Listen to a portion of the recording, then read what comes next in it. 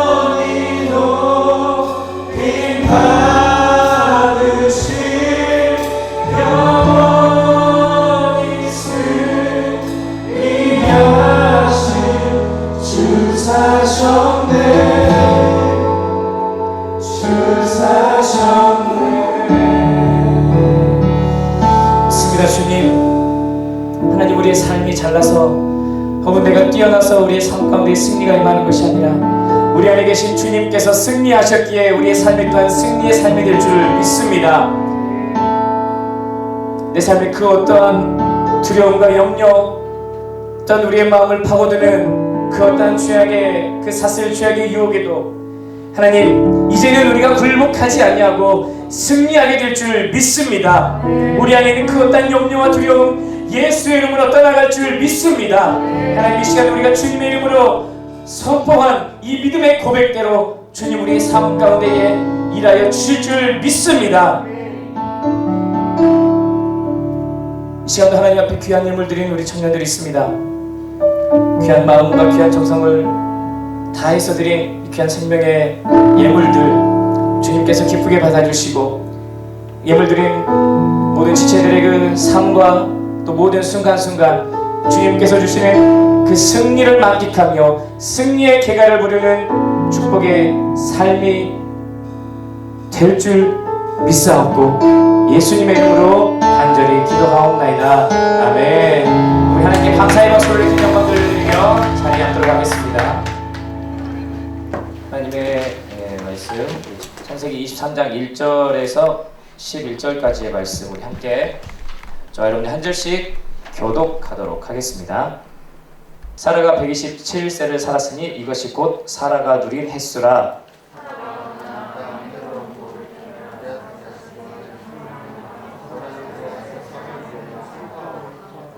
그 시신 앞에서 일어나 나가서 헷 족속에게 말하여 이르되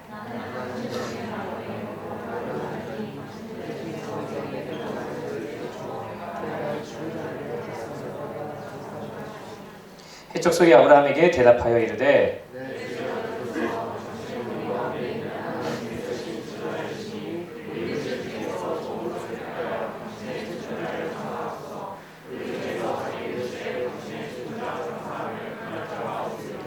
아브라함이 일어나 그 땅 주민 해족속을 향하여 몸을 굽히고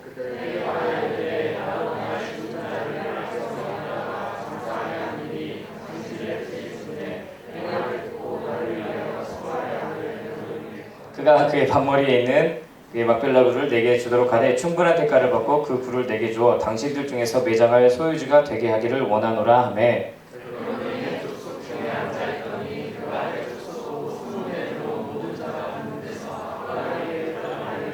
함께 읽겠습니다. 내 주여 그리 마시고 내 말을 들으소서. 내가 그 밭을 당신에게 드리고 그 속의 굴도 내가 당신에게 드리되 내가 내 동족 앞에서 당신에게 드리오니 당신의 죽은 자를 장사하소서. 아멘. 할렐루야. 네, 오늘 제가 원래 설교할 때 본문 말씀 길게 안 하는데 오늘은 좀 길었죠. 연한절이나 돼서 좀 길긴 했는데 원래는 우리가 이제 20절까지 다 읽어야 되지만 오늘은 11절까지만 읽도록 하겠습니다. 사람들에게 있어서 그 처음에 갖는 의미는 참 특별한 것 같아요. 그렇죠? 결혼해서도 못 잊는다는 첫사랑, 그리고 무슨 첫 자녀, 첫 설교, 목회자들 같은 경우는 첫 설교를 못 잊어요. 나도 아직도 못 잊고 있어요. 그때 그리고 아이들이 막 처음으로 걸었던 거, 하여튼 이런 처음에 대한 것들, 이러한 것들이 참 그 큰 의미를 지니고 있는 경우가 많아요. 얼마 전에도 어떤 한 집사님을 만나서 이야기를 잠깐 나눴는데 그 집사님이 처음으로 이제 아기를 갖고 나서 엄청 태교에 신경을 썼대요. 다들 태교가 중요한 거는 우리 자매분들은 잘 알잖아요. 우리 형제분들도 잘 알아야 돼요. 뱃속에 아기가 있는데 막 늦게 들어오고 막 아내 속상하게 하고 그러면 안 돼요. 태교할 때 잘 도와주고 해줘야 되는데 하여튼 그 집사님도 첫 아이를 갖고 태교에 엄청 신경을 썼다는 거예요. 그래서 막 좋은 것만 먹고 커피 일절 입에도 안 대고 막 잘 자고 또 그때 성경을 그렇게 많이 봤대요. 아기가 뱃속에 있을 때 그때만큼 성경을 많이 본 때가 없었대. 그랬는데 그러면 사실은 말씀이 그래서 다시는 둘째를 못 갖겠어요 라고 이렇게 이야기해요. 그만큼 이 첫째 때 태교를 엄청 신경을 쓰였다는 거예요. 첫 아기다 보니까 이렇게 엄청난 그 의미를 부여하면서 엄청 신경을 쓰고 이렇게 했다라는 거예요. 그만큼 이 처음이 갖는 의미가 사람들에게는 참 특별하다는 것인데 성경에서도 마찬가지예요. 성경에서도 여러 곳에 보면은 이 처음이 갖는 의미 결코 가볍지 않다라는 것을 우리가 잘 알 수 있습니다. 오늘 우리 본문 말씀 우리가 11절까지밖에 읽지 않았지만 어떤 말씀인 것 같아요? 다 알 것 같아서 제가 그냥 이야기를 할게요. 아브라함이 자신의 아내 사라가 죽었어요. 나이가 많아서 죽고 그래서 아내 그 사라를 장사할 그 땅을 지금 사고 있는 것입니다. 헤브론 혹은 기럇 아르바라고도 하는 이 가나안 땅, 하나님께서 약속하신 그 가나안 땅에 아브라함이 들어가서 그곳에서 자신의 아내 사라가 죽자 이제 그 땅 중에서 자신의 아내를 장사할 땅, 쉽게 말해서 묘지를 이제 사려고 헤브론 사람들에게 이야기하고 있는 거예요. 이야기하고 있는데 어찌 보면은 그냥 별것 아닌 말씀일 수도 있어요. 그냥 땅 아브라함이 가서 사려고 하고 이런저런 이야기도 오가고 별것 아닌 것처럼 이렇게 들려질 수 있지만 오늘 이 본문 말씀이 왜 특별한 의미를 지니고 있는 것이냐? 아브라함이 하나님께서 약속하신 그 가나안 땅, 내가 밟는 이 땅, 네 눈에 보이는 이 땅, 내가 다 너에게 줄 것이다라고 말씀하셨던 그 하나님의 약속, 그 하나님의 약속이 이루어지는 첫 걸음이 바로 오늘 이 본문 말씀이에요.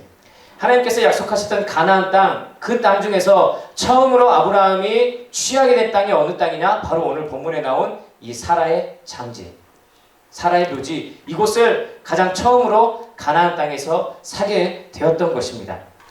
자신의 그 아내 사라를 장사 지내야 할 땅이기도 했지만 하나님께서 약속하셨던 그 가나안 땅, 그 가나안 땅을 내가 너에게 줄 것이다라는 그 약속이 성취되는 그 출발점이 되는 말씀이 바로 오늘의 본문 말씀이다라는 거예요.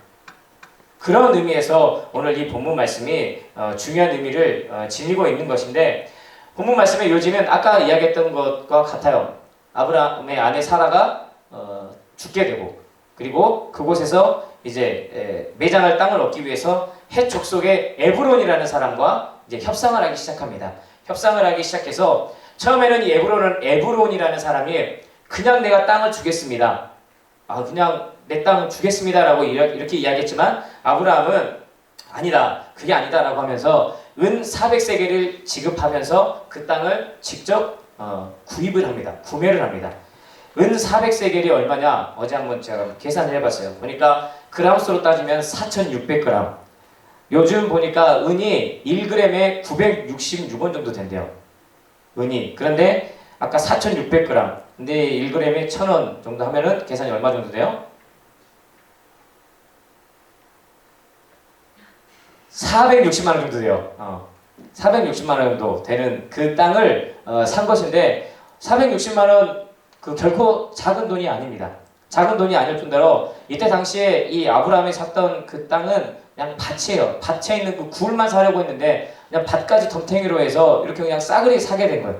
별 쓸모없는 땅을 460만 원, 오늘날로 치면은 460만 원에 달하는 돈을 주고 아브라함이 땅을 구입하게 되었다라는 거예요.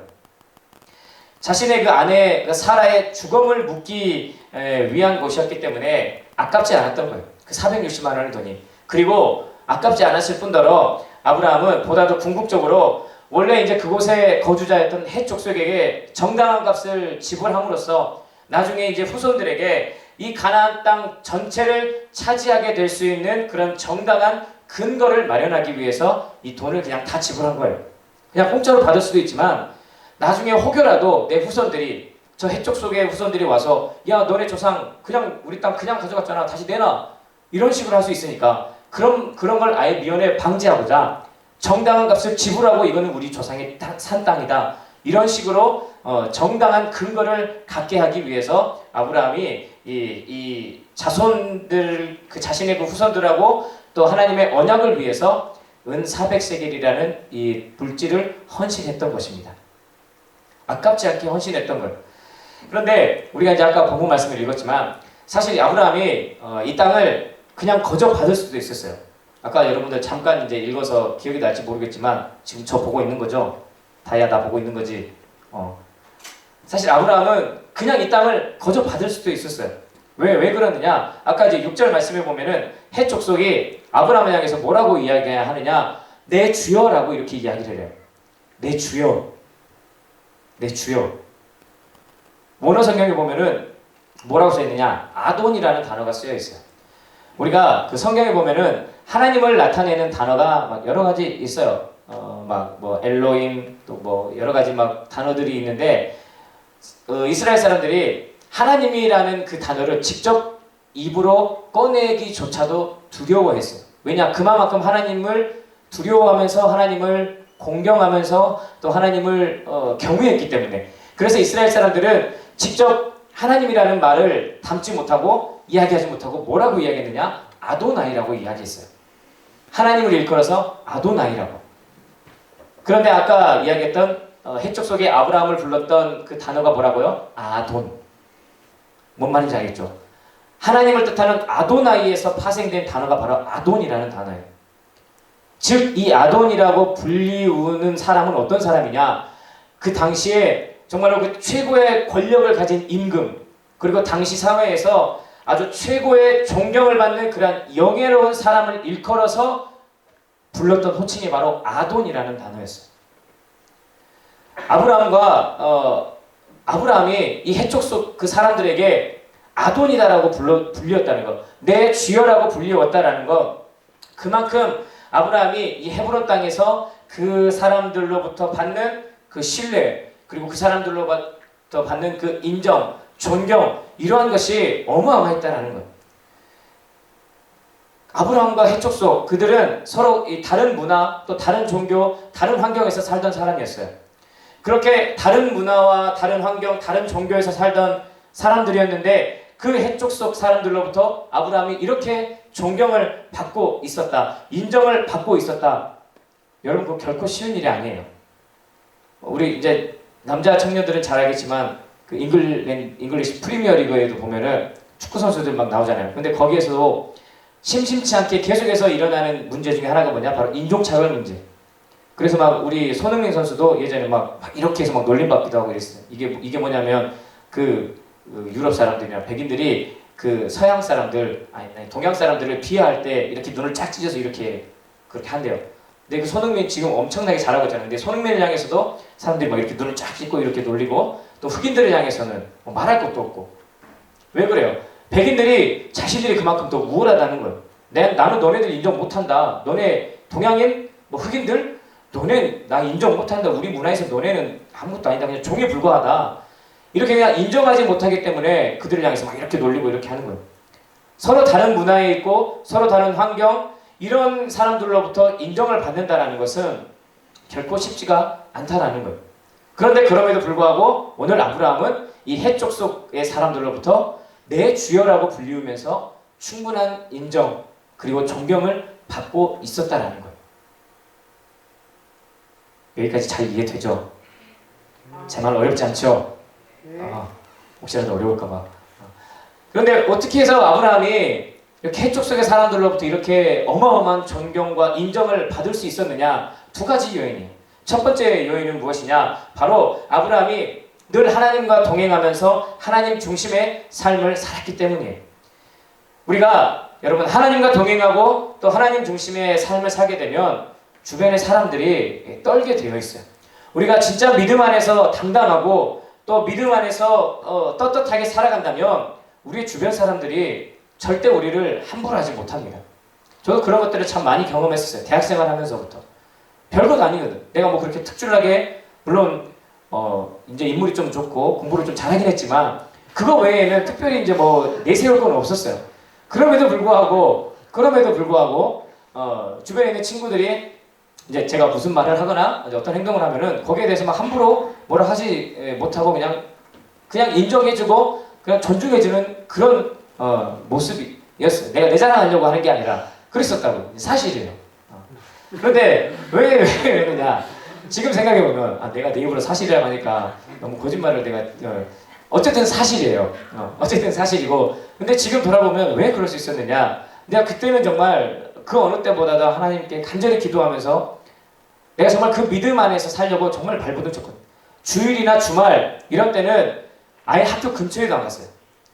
근처에도 안 가고 시험 기간에도 학교 근처에도 안 가요. 어디에만 있냐? 교회만 있어요. 교회에서 그냥 찬양하고 예배 준비하고 이것저것 막 목사님 도와서 막 주보 만들고 이것저것 하고 이렇게만 했어요. 주말에는 교회에서만 살았어요.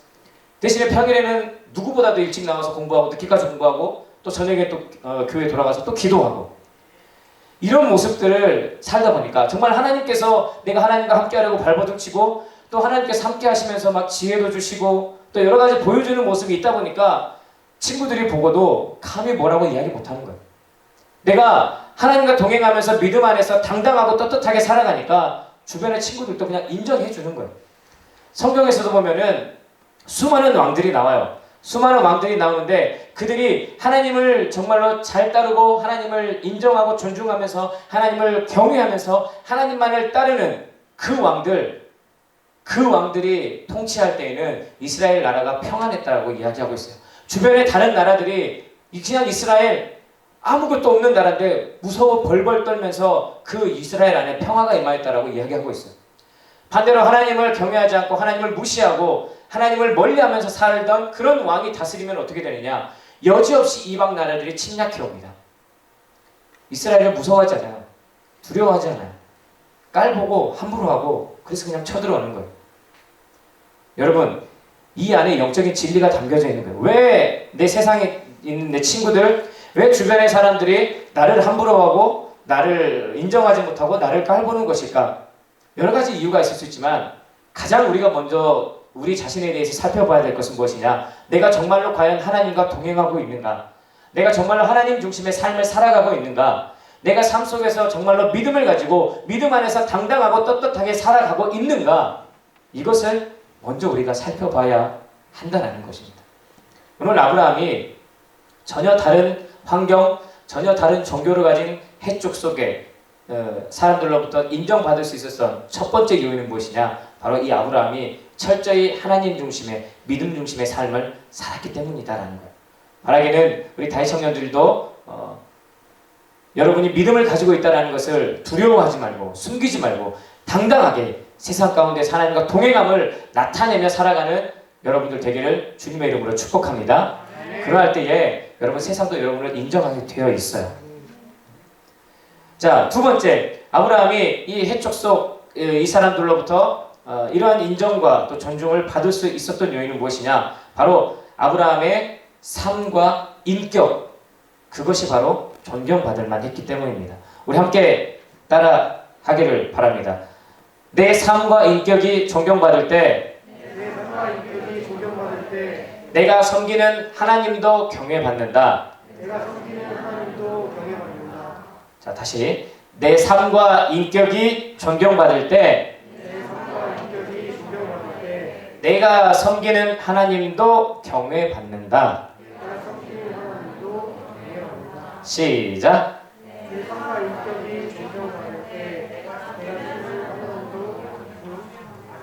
우리 회장님이 열심히 썼더니 한 글자도 안 때리고 잘 맞췄어. 내 삶과 인격이 존경받을 때에 내가 섬기는 하나님도 자연스럽게 경외받는다라는 거예요. 아브라함의 이 삶과 인격, 여러분 아까 이제 눈치 빠른 친구들은 봤을 수도 있는데 오늘 이 말씀에 보면은 두 차례에 걸쳐서 굉장히 인상적인 장면이 등장해요. 아까도 이야기했듯이 이 아브라함이 해족 속으로부터 아돈, 내 주여라고 이렇게 존경을 받고 인정을 받는 사람이고 높임을 받는 그런 사람이었다라고 이야기했어요. 그런데 이런 아브라함이 이 해족 속 사람들을 만나서 어떻게 하느냐? 먼저 7절에 보면은 해족 속에서 만났을 때 그들에게 뭐라고 이야기하느냐? 몸을 굽혔다라고 이렇게 이야기하고 있어요. 아브라함이 일어나 그 땅 주민 해족 속을 향하여 몸을 굽히고라고 이렇게 이야기하고 있어요. 몸을 굽혔다라는 건 그냥 단순하게 이렇게 그냥 수그렸다 이것이 아니에요. 여기서 몸을 굽혔다라는 것은 무릎을 땅에 대고 엎드려서 몸을 완전히 굽히는 자세예요. 이렇게 완전히 그냥 땅에 바짝 엎드리는 그런 자세. 지극히도 자기 자신을 낮추는 그런 모습을 아브라함이 보였다는 거예요.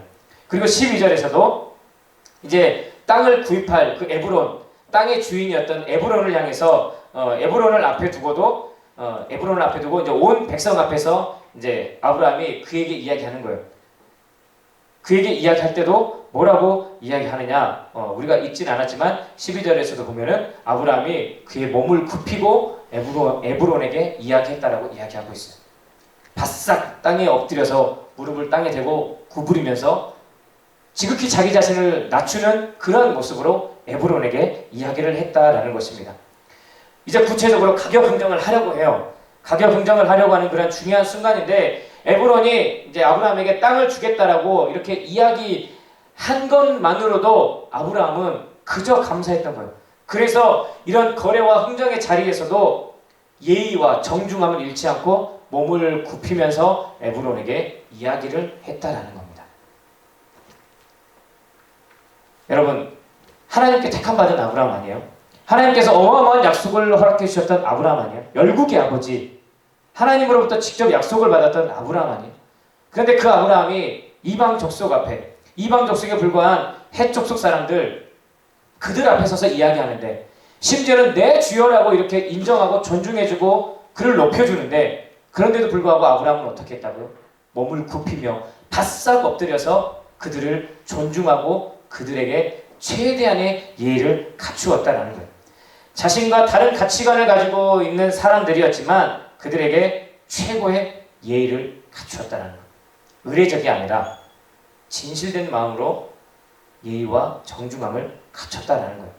여러분, 이러한 아브라함의 삶과 인격이 있었기에 그들 역시도 아브라함을 향해서 내 주여라고 이렇게 자신 있게 말할 수 있었다라는 거예요. 그의 삶과 인격이 존경받으면서 하나님 역시도 경외받으시게 된 거예요. 우리의 삶과 인격이 왜 중요한지 알아요? 왜 우리가 모든 사람에게 예의를 갖추고 또 모든 사람에게 정중함을 갖춰야 되는지 아세요? 바로 내 삶과 인격은 그걸로 끝나는 게 아니라 내 삶과 인격을 통해서 하나님이 경외받기도 혹은 하나님이 무시당하기도 하기 때문입니다. 이제 요즘에 되게 그게 핫하잖아요. Sing Again. 안 본가요? 안 봐요? 기도와 말씀에 전념하는 우리 다윗 청년들을 축복합니다. 저는 여러분과 소통하기 위해서 봤는데 여러분은 안 보고 있군요. 제가 누구랑 소통을 해야 될까요? 아무튼 거기 보면은 그 30호 가수가 나와요. 이름하여 이승윤이라는 가수. 사진 있는데 사진 한번 띄워줄래요? 이 사람이에요. 어때요? 뭔가 좀 느낌 있게 생겼죠? 되게 심사위원들로부터 어마어마한 칭송을 받아요. 우리가 노래 같은 경우에 장르가 있잖아요. 뭐 발라드, 뭐 댄스, 뭐 R&B 막 이런 장르가 있잖아요. 근데 이 사람을 향해서 심사위원들은 뭐라고 하느냐? 이 사람이 30호거든요. 가슴에 있듯이 여기는 처음에는 호수로 나온 거 1호, 2호, 3호, 4호 번호로 해가지고 나와서 노래를 부르는데 심사위원들이 뭐라고 하느냐? 다른 게 장르가 아니라 어떤 음악 장르가 있는 게 아니라 30호 이 사람이 하는 노래 자체가 새로운 장르다라고 이렇게 칭송을 받아요. 그만큼 요즘 막 되게 핫한 그런 사람인데 이 가수 이승윤이라는 가수인데 이 사람이 알고 보니까 100주년 기념교회를 심호하셨던 이재철 목사님이라고 있어요. 근데 그 목사님의 아들이래요. 그 목사님의 셋째 아들이에요. 그 목사님에게 아들이 넷이 있는데 그 중에 셋째 아들이 바로 저 이승윤이라는 가수입니다. 첫째 아들이 변호사예요. 그리고 둘째 아들은 뭐라고 하더라? 유튜버. 굉장히 유명한 유튜버래요. 드웨인 존스, 더락 막 인터뷰도 하고 막 굉장히 유명한 유튜버래요. 근데 하여튼 둘째는 유튜버고 셋째가 아까 이승윤 가수고 넷째는 또 미술을 공부하고 있는 미술학도라고요. 목사님 슬하에는 자녀들인데 다 각자 그냥 위치에서 각자의 그 위치를 확고히 잡으면서 굉장히 잘 자랐더라고요. 근데 이 목사님이 중앙일보 기자와 인터뷰했던 그 기사를 우연히 보게 됐어요. 이 목사님이 어떻게 자녀를 키웠길래 이 자녀들이 이렇게 각자의 위치에서 이렇게 잘 자라나게 됐습니까? 각자의 위치에서 영향력을 발휘하는 이런 사람들로 자라나게 됐습니까? 라고 이렇게 물어봤어요. 그랬더니 이 목사님이 4가지를 이야기하더라고요. 자녀를 교육했던 그 강론 4가지를 이야기하는데 그게 참 인상 깊더라고요. 첫 번째는 뭐냐? 첫 번째는 무조건 자녀들을 자립시킨다는 거예요. 조금 지나면 자립을 시킨다는 거예요. 왜냐? 자립을 해야지, 그래야지 실수하더라도 혹여 나중에 다른 사람을 도울 수 있는 사람이 된다는 거예요. 자립하지 않고 부모 옆에 계속해서 살다 보면 끝까지 기생하는 사람만 된다는 거예요.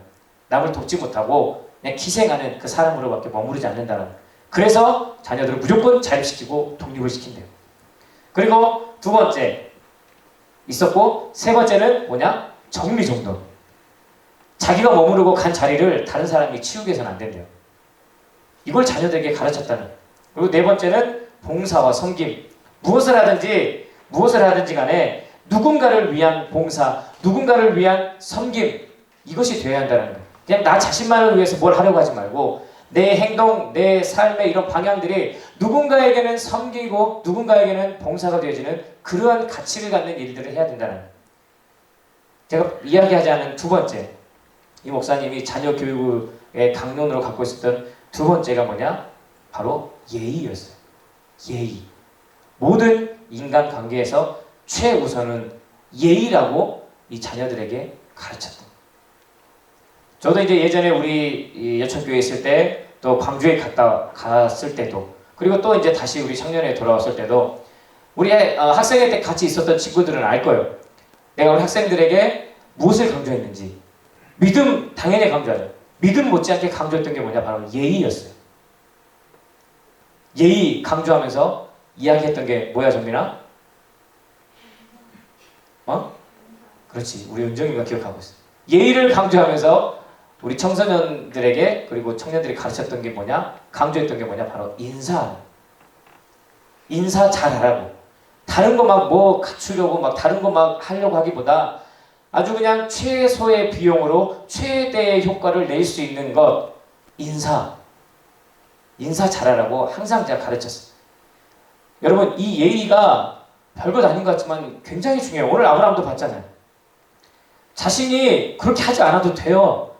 그렇게 하지 않아도 되는 사람인데도 불구하고 그 해족속 사람들을 앞에 두고 바싹 엎드려서 절을 하면서 굳이 안 줘도 될 돈까지 주면서 그 땅을 구입했던 사람이 바로 아브라함이에요. 바싹 엎드려서 최대한의 그 예의와 정중함을 갖추었던 이 아브라함을 보고 해족속 사람들은 더 존경할 수밖에 없었던 것이고, 그 아브라함을 통하여서 하나님도 더 존경받을 수밖에 없었던 거예요. 우리도 마찬가지. 우리가 열심히 기도하고 또 말씀 많이 보고 열심히 예배드리고 이러한 것도 물론 중요해요. 하지 말라는 게 아니에요. 그런데 여러분, 그러한 것도 중요하지만 우리가 삶을 살아가는 데 있어서 내 삶의 모습, 내 인격을 나타내는 것, 그 중에 하나가 뭐냐? 바로 인사하는 것, 이 예의를 갖추는 것, 이것 역시도 우리의 삶에서 굉장히 중요하다는 것. 내가 아무리 기도 많이 하고 예배 열심히 드리고 말씀 많이 보고 하는데 같은 교회 안에서 어른들이 지나가는데 그냥 인사 한번 안 하고 모른 척 소위 말하는 쌩까고 그냥 지나간다. 그러면 내가 아무리 기도 많이 하고 말씀 많이 보고 예배 열심히 드리는 사람이다 할지라도 그 믿음의 선배, 그 믿음의 어른들이 봤을 때는 저 녀석 뭐야? 도대체 제가 정말 하나님 제대로 믿는 애 맞아? 이런 게 나올 수밖에 없고, 물론 다 모르니까 그런 말을 할 수도 있죠. 그런데 중요한 건 뭐냐? 나의 그런 어떤 행동 하나로 인해서 다른 누군가가, 다른 어떤 어른들이, 믿음의 선배들이 그런 마음을 갖게 되었다는 거, 그것은 나에게도 책임이 있는 거예요. 내가 믿음이 있다라고 하면서 그런 예의를 갖추지 않고 있었다? 그것은 나에게도 전혀 책임이 없다라고 이야기할 수 없는 겁니다. 그전에도 그랬고, 이제 다시 여천에 와서도 그렇고, 심심찮게 항상 들려오는 소리가 그거예요. 왜 우리 중고등학생들, 왜 우리 청년들은 어른들을 보고 인사도 안 한대요? 여러분들이 하지 않는다는 게 아니에요. 저 멀리에 있어요. 이전에 제가 몸담보다 저기 멀리에 있는데 그런 이야기들이 심심찮게 들려와요. 여러분 별것 아니지만 여러분 우리가 이 예의를 갖추는 것, 그리고 인사하는 것, 별것 아닌 것 같지만 여러분 별것 아닌 게 아니에요. 내가 정말 믿음을 갖고 있고 내가 정말로 하나님 보시기에 정말 열심히 신앙생활을 하고 있다라면 다른 사람들에게도 나의 그런 모습이 선한 영향력을 미쳐야 되지 않겠어요? 그런데 내가 아무리 기도 많이 하고 열심히 예배드린다 하더라도 그냥 어른들을 보고도 쓱하고 그냥 가고 이런 모습을 통해서 누군가가 시험에 들고 누군가 마음에 짐이 생긴다? 그렇다면 과연 그런 모습을 하나님께서 기뻐 받으시겠냐라는 거예요. 우리 다윗 청년들 다른 거 뭐 많이 이야기하지 않겠어요? 딱 한 가지, 어른들을 봤을 때 아니면 누군가를 봤을 때라도 항상 먼저 인사하는 것. 얼마 전에도 그런 얘기, 어떤 분이 그런 얘기를 하더라고요. 인사 안 하니까 내가 먼저 해버립니다 라고. 나보다도 나이가 많으신 분이에요. 그분이 근데 그렇게 이야기를 하더라고요. 이거는 우리가 좀 생각을 해봐야 돼요. 우리가. 그러니까 여러분 아까 우리가 같이 외쳤던 그 문구 기억난가요? 내 삶과 인격이 존경받을 때 내가 섬기는 하나님도 경외받게 된다. 내 삶과 인격이 누군가로부터 정말 존경받을 수 있는 그런 삶이 되기 위해서 여러분들이 할 수 있는 것, 최대한의 예의를 갖추고 그 중에 하나 아주 쉬운 것, 인사 잘하는 것, 이것만 잘해도 여러분들 어디 가서 절대 욕먹지 않아요. 인사만 잘해도 욕먹지 않아요. 저도 엘리베이터 타고 이제 우리 집 가면은 전혀 알지도 못하는 애들이 막 간혹 인사를 해요. 그러면 내가 깜짝 놀라고 얘 나 모르는데 왜 인사하지? 그런데 그렇다고 해서 저 녀석 왜 인사하고 있어? 꼴보기 싫지? 이러지 않아요. 그러지 않겠어요? 어디다 이거 인사야? 이러지 않아요. 처음에는 흠칫 얘 나 모르는데 하다가도 그냥 예뻐 보이고 뭐 하나라도 더 주고 싶고 그렇게 되는 거예요. 별것 아니지만 별것 아닌 걸로 인해서 최대의 효과를 낼 수 있다면 여러분 우리가 얼마든지 그걸 활용해야 되지 않겠어요?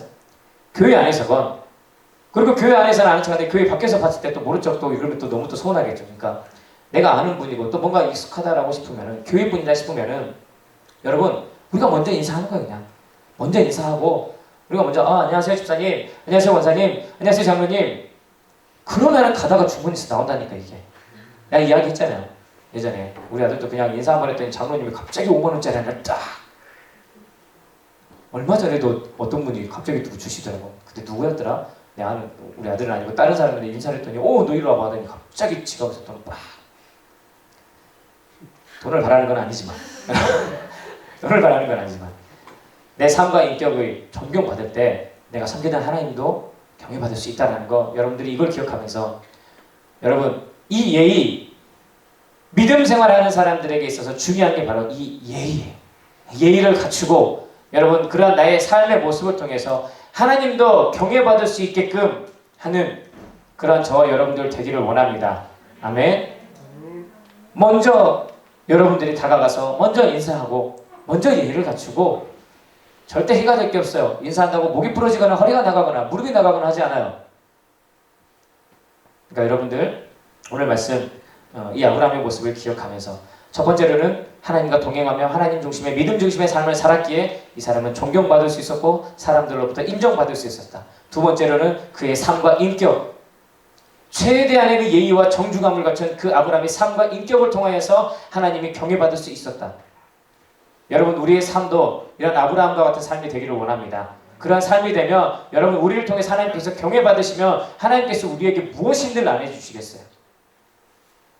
그냥 하나님께서 무엇이든지 다 해주고 싶으신 분이신데 우리를 통해 하나님의 경외받으신다면 그 하나님이 가만히 계시겠냐라고요. 여러분 오늘 이 아브라함의 모습을 기억하면서 여러분들의 삶 속에서도 여러분 이러한 변화 또한 이러한 결단, 이러한 다짐이 있기를 주님의 이름으로 축복합니다. 자, 이 시간 우리 함께 기도하도록 할게요. 오늘은 우리 이제 사구역의 기도 제목이 있는데 자 있죠? 자 오늘 제가 또 여러분들에게 기도 제목을 잠깐 불러드리도록 할게요. 불러드리고 이 시간 우리 이따가 다 함께 중보하면서 기도하도록 하겠습니다. 우리 박민혁 청년, 우리 앞에서 찬양 인도하고 찬양 같이 하고 있는 찬양인데 나의 집착과 불안감이 순기능으로만 작용하도록, 그리고 내가 사랑하는 사람들이 항상 행복하도록. 다음에 우리 한길이 신입생이죠. 우리 한길이 그리고 우리 설이 이번에 신입생들인데 이제 대학에 가서도 대학생활 잘하고 또 믿음생활 잘할 수 있게 해달라고 이렇게 기도 제목을 해줬습니다.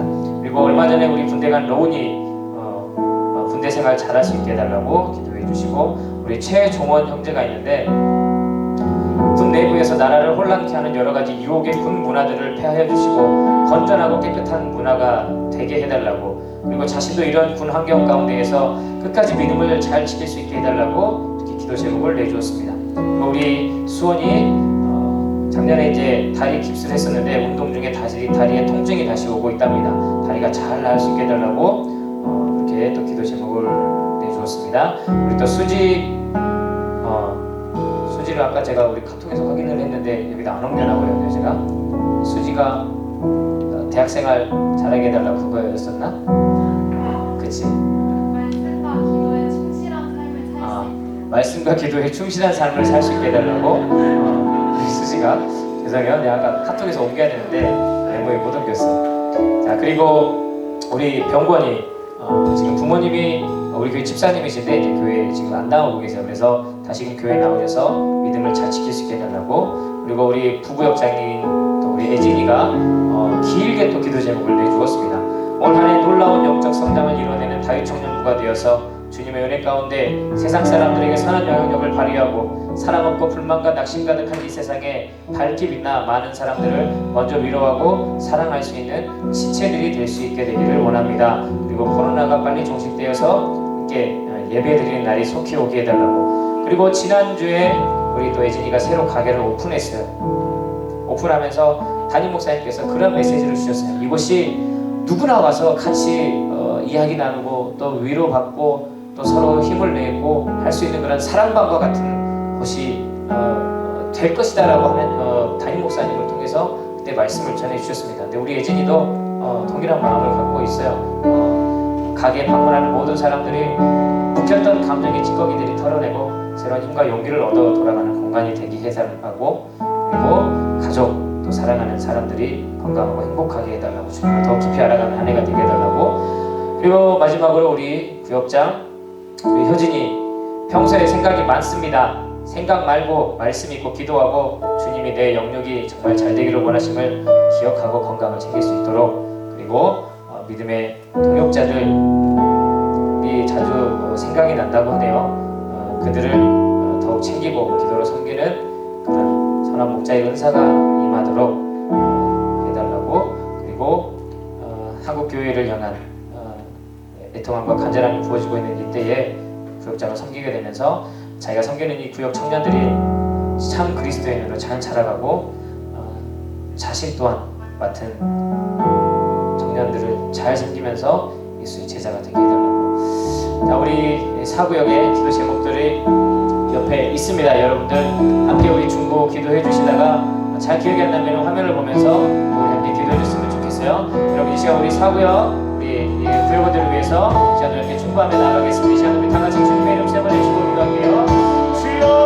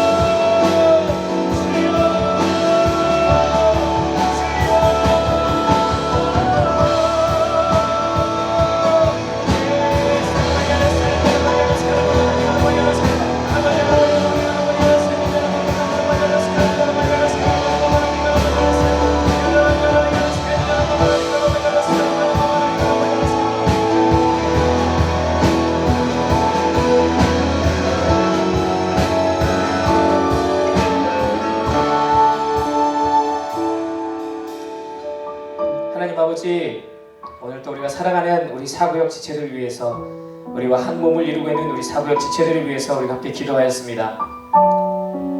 하나님, 이들이 각자가 처한 그 여러 삶의 환경과 조건들이 있습니다. 하나님, 그 가운데에서 우리 청년들 특별히 주님 앞에 믿음 잃지 아니하고 또한 어느 곳에서든지 간에 많은 사람들로부터 존중받고 또 인정받는 그런 삶과 인격으로 주님을 경외받게 하는 내 쓰임받는 우리 귀한 사부 모든 지체들이 되어지도록 주님 축복하여 주시옵소서. 이들이 기도의 제목으로 내놓았던 모든 기도의 제목들 하나님 종의 일일이 다 이야기하지는 못하지만 주님께서 또한 우리의 이 다윗 청년들의 이 기도, 이 부르짖음을 들으시고 또 응답하실 날이 속히 임하게 될 줄 믿습니다. 하나님 이들의 삶 가운데에 또한 이들의 심령 가운데에 예수의 능력과 예수의 생명이 임할 줄 믿습니다. 하나님 이들이 걷는 그 걸음걸음 또 이들이 뱉는 말 한마디 한마디 또 이들의 손길이 닿는 곳곳마다 그 예수의 생명으로 말미암아 살아나고 회복되어지고 또 온전해지는 그 은혜가 임하게 될 줄 믿습니다. 하나님 귀한 우리 사역 지체들을 주님께서 축복하여 주시고 특별히 우리 이끌고 있는 우리 구역장, 부구역장 우리 효진이와 예진이를 주님께서 기억하여 주셔서 하나님 이들이 내놓았던 이 기도의 제목 또 이들이 하나님을 향해서 갖고 있는 그 마음 그 순수한 열정 주님 나라 가는 그날까지 조금도 흔들리지 아니하고 또 주님께서 주시는 귀한 축복의 열매, 언약의 열매, 은혜의 열매들이 맺혀져가는 귀한 지체들 되어지도록 주님 축복하여 주시옵소서. 이 시간 함께 머리 숙인 우리 모든 다윗 청년들 또 이곳 함께하고 있는 모든 지체들 가운데에 하나님 귀한 은혜 허락하여 주셔서 오늘의 이 말씀 아브라함의 이 삶의 모습이 우리의 삶의 롤모델이 되어서 우리의 삶과 인격을 통하여서 또한 내 믿음을 통하여서 신앙을 통하여서 하나님을 경외받게 하도록 쓰임받는 그런 삶이 되어지도록 주님 동행하여 주시옵소서. 지금은 우리 주 예수 그리스도의 은혜와 하나님의 놀라우신 사랑과 성령의 충만한 그 임재하심의 은혜가 아브라함과 같은 그런 삶을 살기를 원하고 다짐하는 모든 주의 백성들 위해 이제로부터 영원히 함께 하시기를 간절히 축원하옵나이다. 아멘.